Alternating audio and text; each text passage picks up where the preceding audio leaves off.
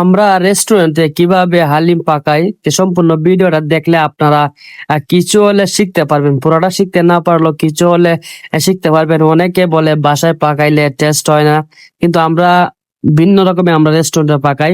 দেখেন, প্রথমে তেল দিছি, তেল দেওয়ার পরে দারচিনি, এলাচ, লং, তারপরে তেজপাতা, পেঁয়াজ দেওয়ার পরে পেঁয়াজটা ভাজার পরে আমরা একটু আদা দিব।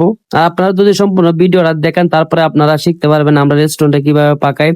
হালিম পাকানির মেইন যেটা, অনেকে ডাইরেক্ট বসাই দেয়, ডাইরেক্ট বসাই দিলে কিন্তু সেই অরিজিনাল টেস্টটা আসে না।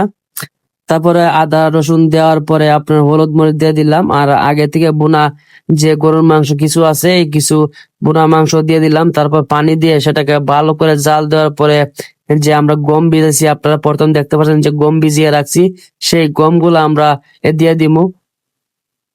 যখন এটা বলক আসবে তখন আমরা গমগুলা দিয়ে দিব। আপনারা সম্পূর্ণ ভিডিও দেখলে অবশ্যই শিখতে পারবেন। মনোযোগ দিয়ে যদি ভিডিওটা দেখেন তাহলে অবশ্যই শিখতে পারবেন ইনশাল্লাহ।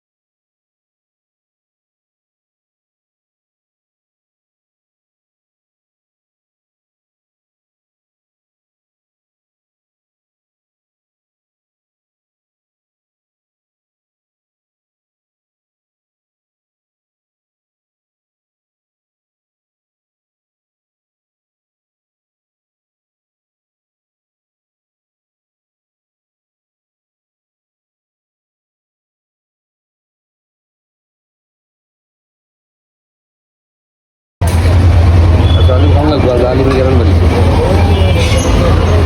Alim balik.